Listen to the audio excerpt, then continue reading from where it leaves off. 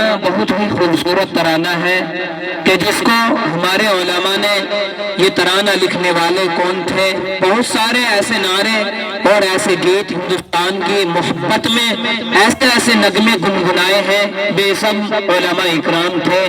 شاعر علامہ اقبال تھا کہ جس نے ہندوستان کے بہت سارے ایسے اشعار لکھے ہندوستان کے تعلق سے کہ جنہیں فراموش نہیں کیا جا سکتا۔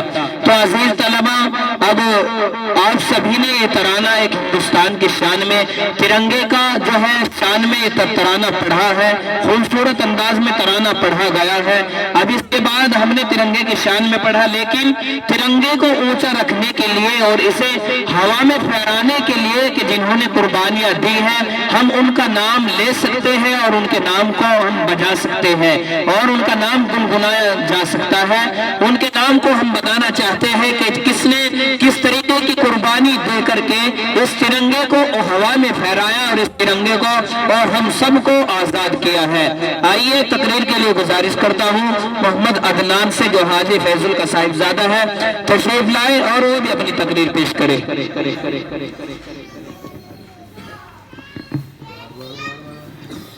السلام علیکم ورحمۃ اللہ وبرکاتہ۔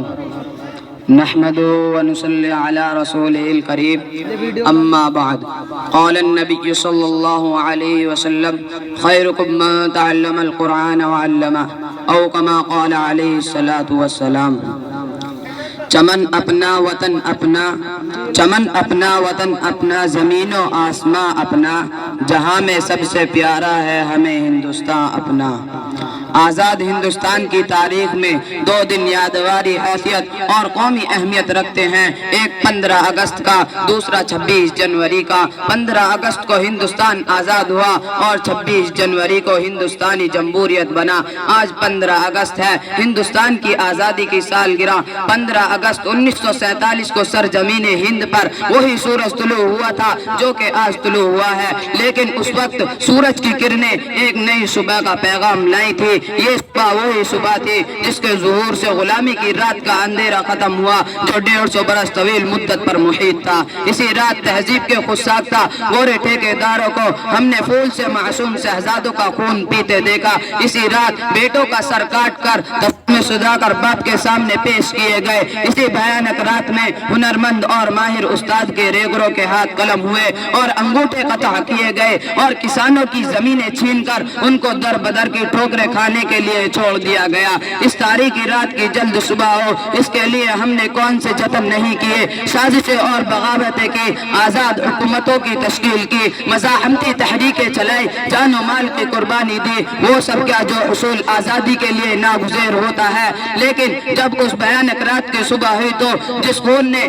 جلوانی والا باغ کی مٹی کو شفقت سرخی سے ہمانا کیا تھا، اس کی لالی رخصت ہو چکی تھی، وطن کا اتحاد پارا تھا، امن و سکون غارت ہو چکا تھا، گلشن تاراج تھا، پھولوں کی پتیاں اور پنکھڑیاں بکھر چکی تھی اور بلبلیں کہیں دکھائی نہیں دیتی تھی۔ یہ بات انسانی فطرت کے خلاف نہیں کہ اگر جنگ آزادی کے فائدوں سے لوگ محروم رہے تو ان کا دلی اطمینان اور قلبی سکون جاتا رہتا ہے اور دور غلامی کو یاد کر کے آہیں بننے لگتے ہیں۔ اس دور کے اطمینان و فراغت اور خاموشی کا تصور ان کو تڑپا دیتا ہے اور اسے آزادی کے بعد کے انتشار و اضطراب سے 1000 درجے بہتر سمجھنے لگتے ہیں۔ لیکن ایسے لوگ وہ ہوتے ہیں جن کو آزادی سے کوئی وابستگی نہیں ہوتی اور جن کے سامنے حقیقت میں حصول آزادی کا کوئی مقصد نہیں ہوتا۔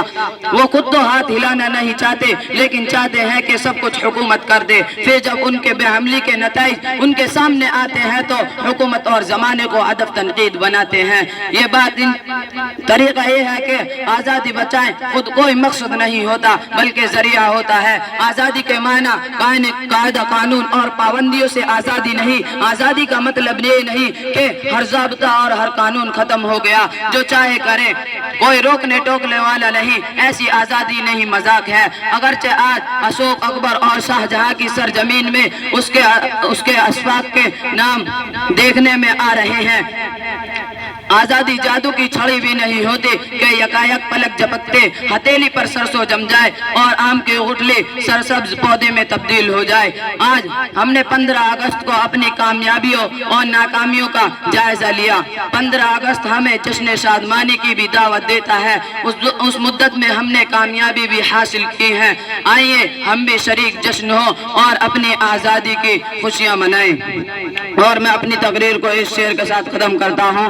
वफादारी वतन से हो यही इस्लाम कहता है, वफादारी वतन से हो यही इस्लाम कहता है। हम दिल के हर गोशे में हिंदुस्तान रखते हैं। व आखिर दावाना अनिल हम्दुलिल्लाहि रब्बिल आलमीन।